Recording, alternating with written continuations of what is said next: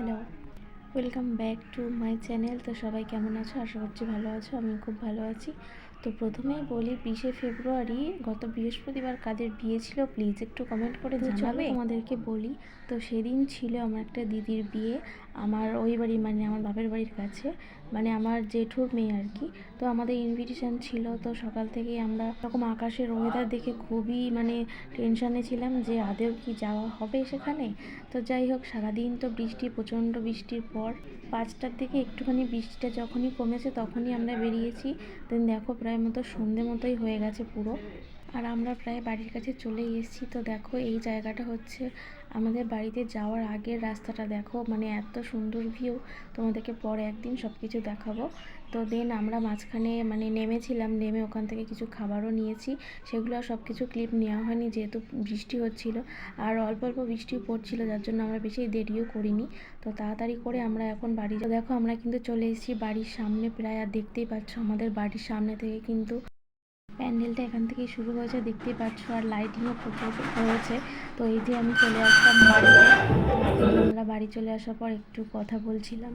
এদিকে দেখো মা চা বসিয়েছে, আর এদিকে আমি মায়ের সাথে কথা বলছিলাম। আর বাবাও তখন বাড়ি এসেছিলো কাজ থেকে, আর কথা বলছিলাম। আর মাকে বলছিলাম চা করছো না কফি করছো? তো মা বলছে কফি বানাচ্ছি না, চা বানাচ্ছি। আর বাবাকে ডাকছিলাম, বাবা প্রথমে বুঝতে পারেনি, তার জন্য এরকমভাবে দেখছিল যে কি বলছে। তো চলো দেখি, মা চা করছে। তো এই দেখো মা এখানে চা বসিয়েছে, আর বোন আসবে। বোন এখনও এসে পৌঁছায়নি, তো আমরা সেই জন্য ওয়েট করছি, আসলে সবাই একসাথে মিলে যাব। এখানে মা আর আমি একটু কথা বলে নিচ্ছিলাম যে ওরা এখনও আসেনি, দেরি হয়ে যাবে হয়তো। দেন তার আমরা কিন্তু রেডি হয়ে এবার চলে যাব। তো দেখো আমরা রেডি হয়ে কিন্তু চলে এসেছি। আর একটা জিনিস তোমরা সবাই হয়তো জানবে যে সাজার সময় যে কীভাবে সময় চলে যায় সেটা আমরা নিজেরাই জানি না। দেন দেখো আমাদের বিয়ে বাড়িতে কিন্তু আমরা চলে এসেছি, তখন দেখি বিয়ে অর্ধেকটা হয়ে গেছে, কারণ লগ্ন তখন অনেক তাড়াতাড়ি ছিল। দেন আমরা কিছু স্ন্যাক্স খেয়ে নিয়েছি, এখানে ছিল পকোড়া। তো পকোড়ার পর একটু কফি খেয়ে নিয়েছিলাম। দেন একটু ঘোরাঘুরির পর আমরা ডিনারে বসে পড়লাম।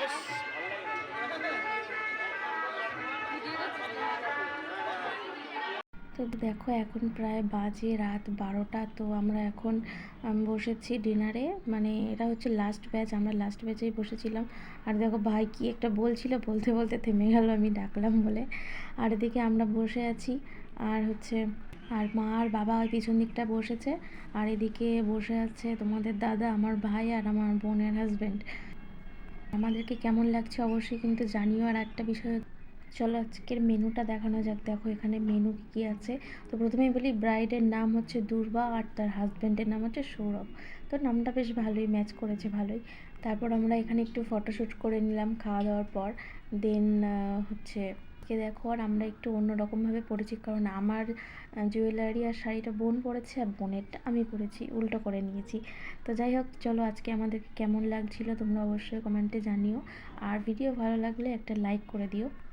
দেন আমরা তো বাড়ি চলে এসেছি। এবার এখন প্রায় বাজে 1:45 মতো, এখন আমরা সব কিছু গোছাবো। আর বিছানার অবস্থা দেখতেই পাচ্ছ, ঘরের অবস্থা কোথাও গেলে এরকমই হয়। আর মা বলছিল যে সব কিছু ফেলে রেখে চলে গেছিলিস, আমি অনেকটা গুছিয়ে দিয়েছি। আমি বলছি ঠিক আছে, ভালোই করেছো। আর বোন দেখো, ও বিয়েবাড়ি থেকে এসে এখনও সেন্ট মাখছে, ওর সেন্ট এত পছন্দ হয়েছে।